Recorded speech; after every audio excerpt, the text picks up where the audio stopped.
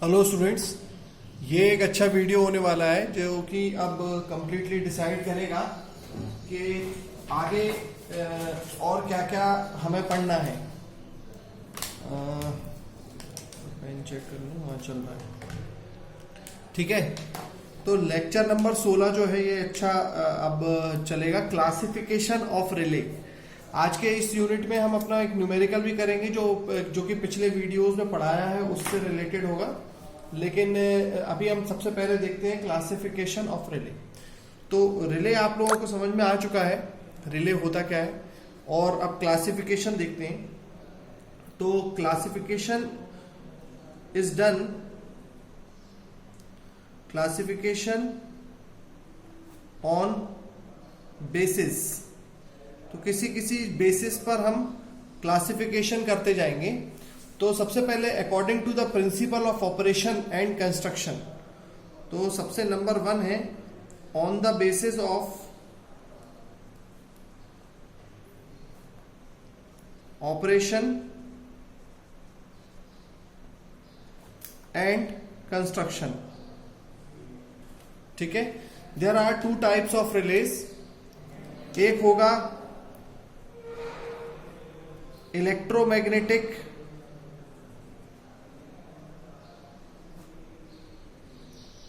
Attraction type, जितने भी release आज तक पॉसिबल है वो हम सब कंप्लीट कर लेंगे। एक होगा इलेक्ट्रोमैग्नेटिक अट्रैक्शन टाइप, आप ऐसे नोट्स बनाते जाएं, और दूसरा होगा इलेक्ट्रोमैग्नेटिक इंडक्शन टाइप। मैं अकेला इंडक्शन टाइप लिख देता हूं। इलेक्ट्रोमैग्नेटिक अट्रैक्शन टाइप ये हो गया ए, और दूसरा हो गया बी इंडक्शन टाइप, और एक और होता है डायनेमिक टाइप।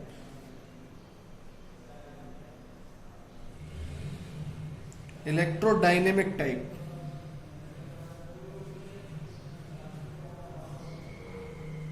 इलेक्ट्रोडायनेमिक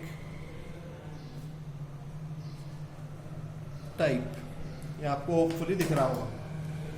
अब एक्चुअली हाथों में स्वेट आ जाता है, तो मेरा ये जो बोर्ड है इस पर फिर पेन नहीं चलता। खैर, अब जो इलेक्ट्रोमैग्नेटिक अट्रैक्शन टाइप होता है, ये इसमें भी 2 टाइप के होंगे। एक होगा आपका, यहां पर आएगा आपका अट्रैक्टेड आर्मेचर,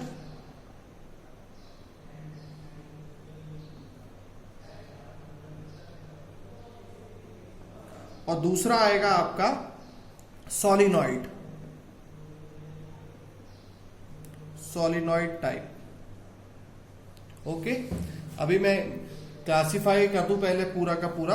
और ये जो इलेक्ट्रो अट्रैक्शन टाइप है, ये वाला जो टाइप है, ये बोथ एसी एंड डीसी में यूज होगा। Both AC and DC, it can be used for both AC and DC.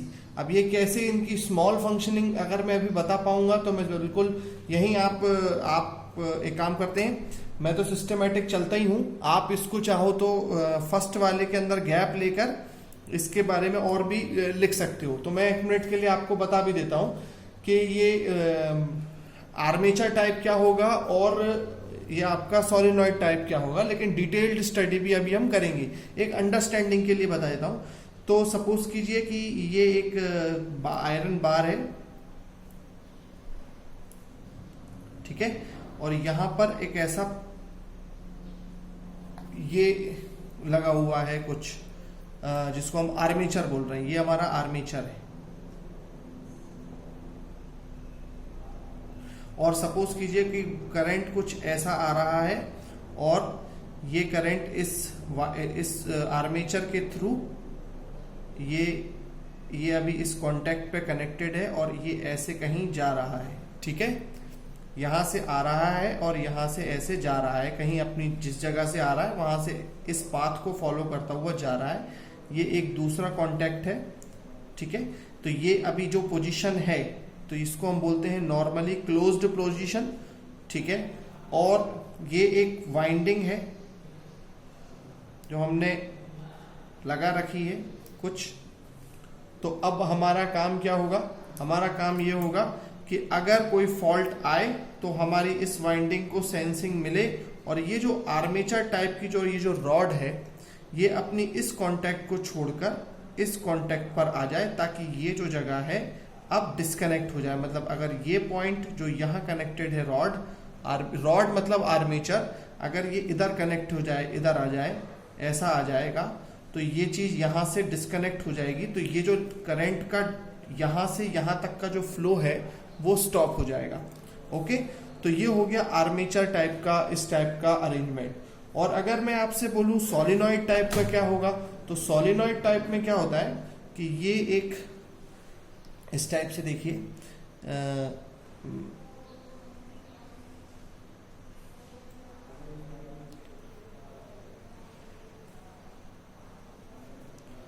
अभी ये और ये है, ये दो, ये एक ऐसा प्लंजर टाइप का समझिए, ये इससे कनेक्टेड, अभी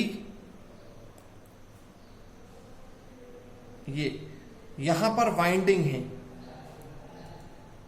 तो अब अगर कोई भी इसको डिटेल में समझेंगे तो इस वाइंडिंग अरेंजमेंट को हम बोलेंगे सोलिनॉइड। आपने जैसे स्क्वायरल केज रोटर पढ़ा है, आपने वाउंड रोटर पढ़ा है, बस वही एक डिफरेंस रहेगा कि अब इस वाइंडिंग में करंट का जो चेंज होगा वो इस प्लंजर को पुश करेगा नीचे की तरफ और उसको रिलीज करेगा ऊपर की तरफ।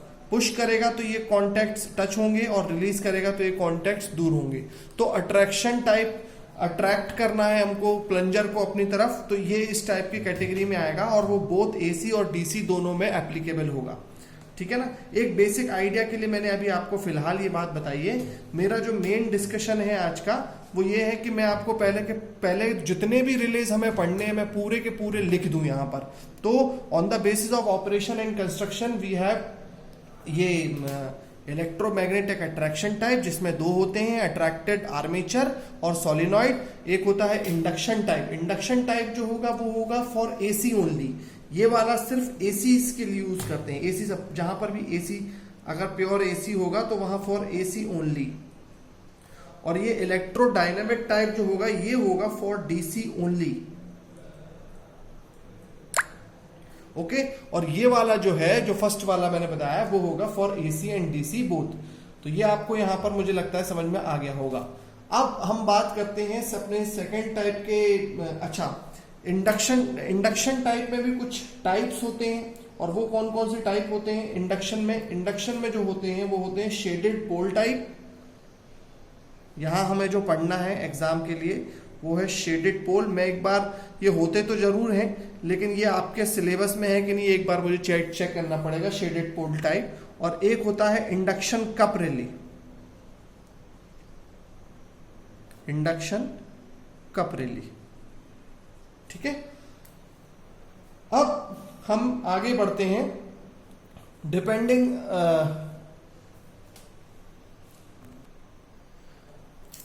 रिलेज आर सेकेंड नंबर पे क्लासिफाई हम करेंगे on the basis of a specified function. किसी एक पर्टिकुलर फंक्शन, कोई भी एक पर्टिकुलर फंक्शन जो भी वो परफॉर्म करता है उसके आधार पर अगर हम अपने इस सिस्टम को वो करेंगे तो कितने टाइप के ऑन द, या फंक्शन भी कह सकते हैं on the basis of function, या on the basis of its some application, ये भी हम कह सकते हैं एप्लीकेशन। तो इसमें कितने टाइप के रिले आएंगे वो देखते हैं। तो इसमें आपके जो टाइप्स बन रहे हैं, नंबर 1, इसमें कुछ ज्यादा ही टाइप हैं, ये हम देख लेते हैं। अभी मैं यहां पे पहले ऐसे लिख देता हूं। ये होगा आपका ओवर वोल्टेज। अगर वोल्टेज ज्यादा हो रहा है तो स्पेसिफिक एक टाइप है ना कि वोल्टेज अकेला ज्यादा हो रहा है, तो ये हो जाता है ओवर वोल्टेज रिले, या फिर ओवर करंट रिले। कभी कभार ओवर वोल्टेज, ओवर करंट, या फिर ओवर पावर रिले। ये तीनों चीजों की वजह से जो कि प्रॉब्लम आएगी वो एक स्पेसिफाइड फंक्शन के अंदर आ जाएगा। तो उनके लिए हम कैसा रिले यूज कर सकते हैं वो ये हो जाएंगे, ठीक है। अब अगर ये ओवर की जगह अंडर भी हो सकता है तो यहां आ सकते हैं under voltage relay, under voltage, under current,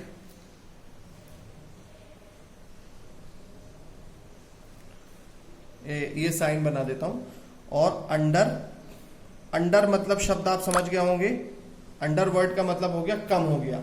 अब क्या होता है कि हमारे पास कुछ ऐसे रिले होते हैं जो कि दो डिफरेंशियल रिले,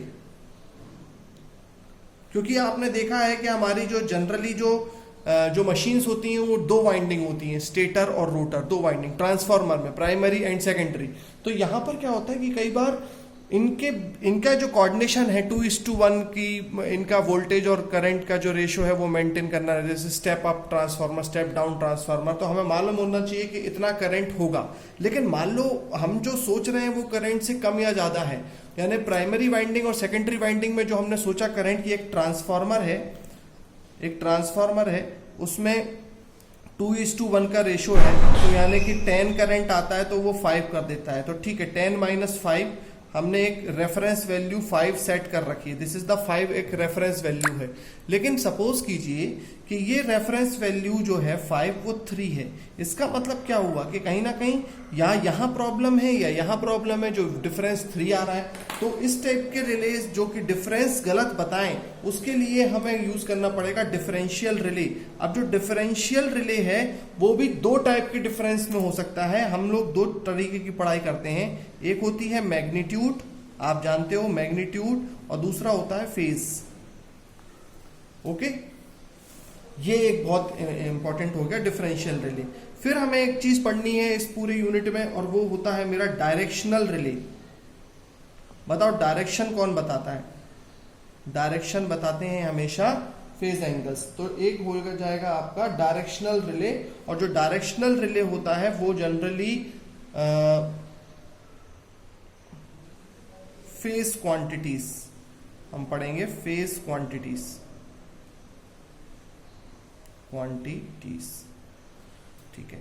उसके बाद हमें 5वें नंबर पे हमारा यहां पर आ जाएगा, ये ज्यादा बड़ा हो गया क्योंकि अभी ये on the basis of some specified function ही अभी हम कर रहे हैं। अब हम पढ़ेंगे इसके बाद डिस्टेंस रिले।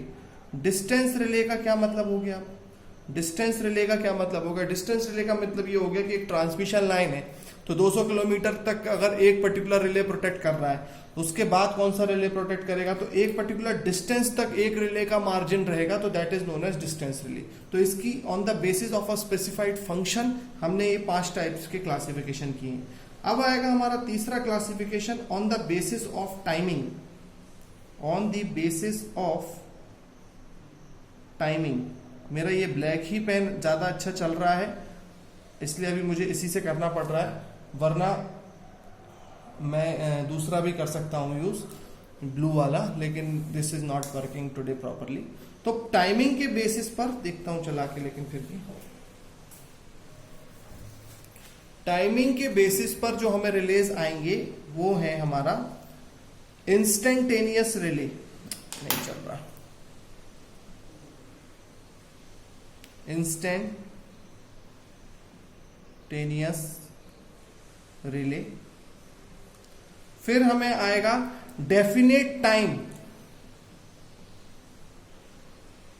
ये मैं पहले लिख देता हूं, डेफिनेट टाइम रिले। फिर एक आएगा inverse time lag, inverse time. और इन सब की जो डिसएडवांटेजेस हैं उनको पूरा कर देगा inverse definite time. Inverse definite minimum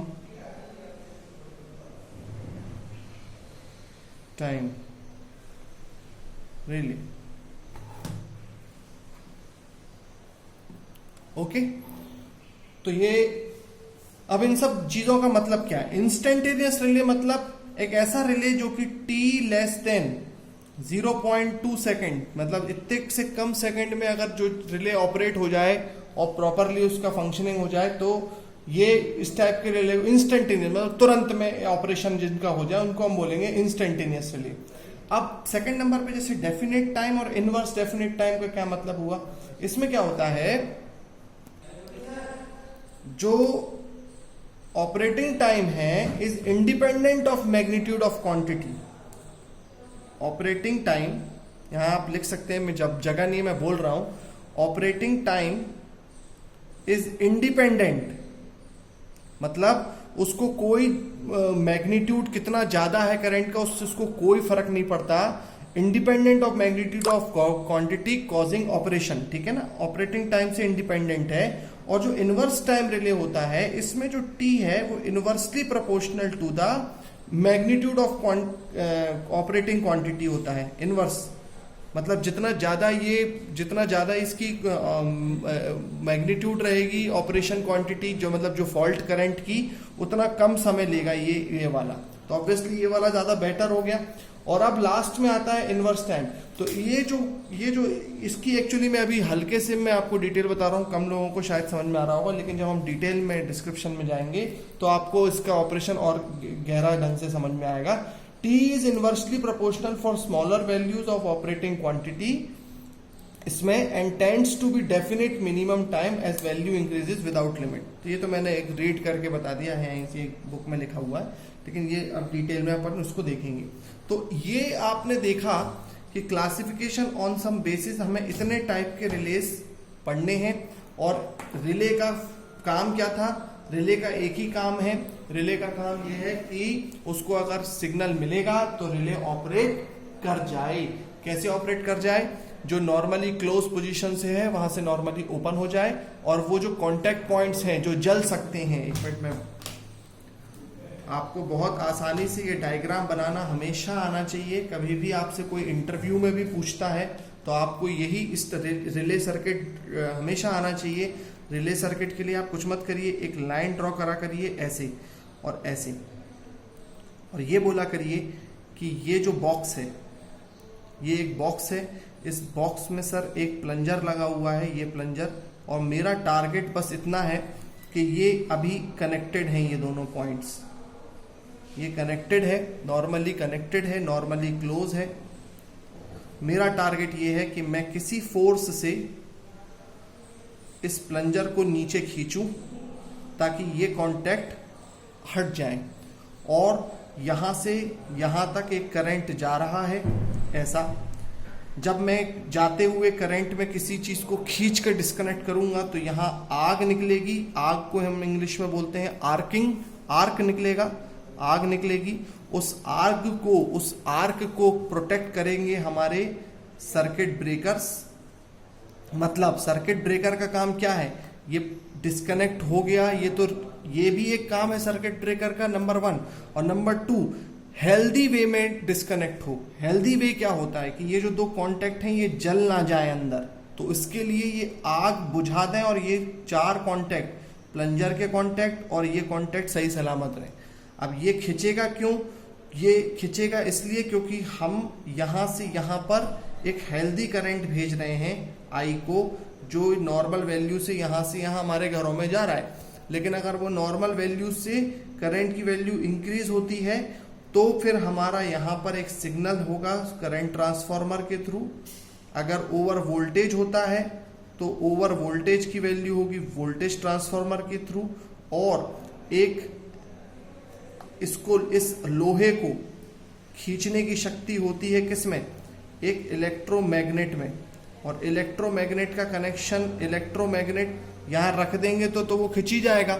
तो इलेक्ट्रोमैग्नेट उस इंस्टेंट पे बने ना, हम चुंबक थोड़ी ना यहां रख सकते हैं, हमें उस इंस्टेंट पर इलेक्ट्रोमैग्नेट बने ये, जब इसकी जरूरत है मैग्नेट बन के इसको खींचने की, तब यहाँ पे मैग्नेट की उपस्थिति हो। तो उसके लिए हम यहाँ पर एक स्विच लगा सकते थे चाहे तो, लेकिन अभी उस जमाने में हमारे पास ऐसा स्विच नहीं होता है। अब है हमारे पास ऐसे स्विचेस। तो ये भी 2 टाइप के कनेक्शन है।